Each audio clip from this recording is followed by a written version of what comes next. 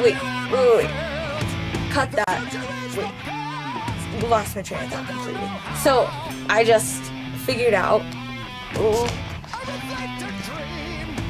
what I'm gonna do my video on. I've been thinking. What I want to talk about today specifically that I have been thinking about a lot is lucid dreaming, and it's because I've been practicing a lot and trying to get better at it. And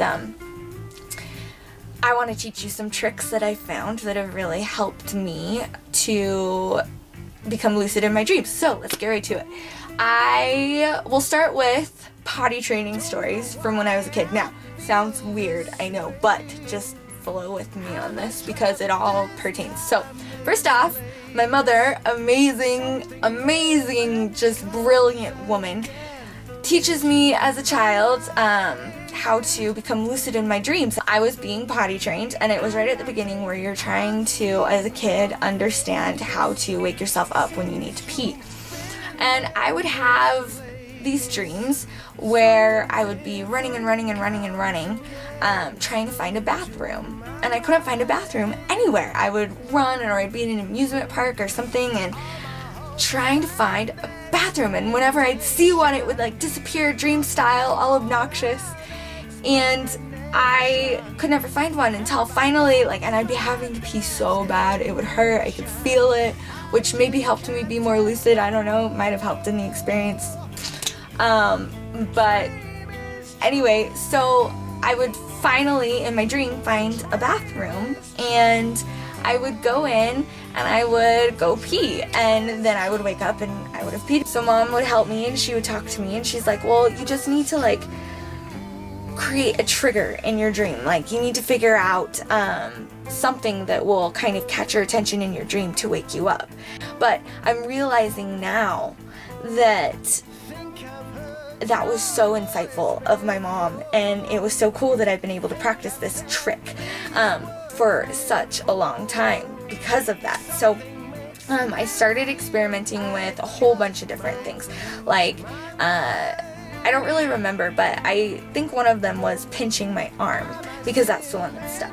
So I would, in my dream, pinch my arm whenever I would, be thinking about needing to find a bathroom while I was doing this whole potty training thing.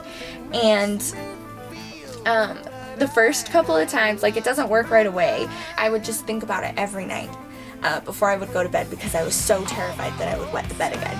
And so my little kid self is just sitting there trying to go to sleep, and I would just think about it over and over and over, and I actually would imagine myself in different scenarios going through this dream because it was so vivid. I remembered it, and I just did that again and again and again every night. And come to find out now, as an adult, doing all of this research that I've done, that's been proven in different neuroscience studies. Just kind of think about these thoughts or patterns of behavior, or we think about it and visualize it again and again and again, and it creates a very well-trodden neuro pathway in your mind. And so you're just kind of strengthening that area, and all of a sudden it becomes easier, like muscle memory. It's like learning to play, for me, for example, the violin. I started playing, and at first it's so hard, but then you get a song down and you can remember all the notes to the song, and you can play it, and you're just kind of feeling it and into the music, and all of a sudden you kind of snap back and you're like, wait a minute, I didn't even think about the notes I was just playing, and I was playing it perfectly. It's muscle memory. And so that's what you do with your brain. So anyway, back to lucid dreaming. I would try and pinch myself in my dreams, and I've been, thinking about it and practicing it, and I had this dream, and I remember, and I would try and pinch myself, and I wouldn't feel it. But in your dream, it's hard to realize that, right? I mean, you kind of have to learn it in your dream state too. So I would pinch myself, and I remember my dream sitting there is it hurting? Is it actually, am I pinching myself right now? I don't know. And I would get so stressed, and then the same thing happened, and I woke up and I was oh, okay.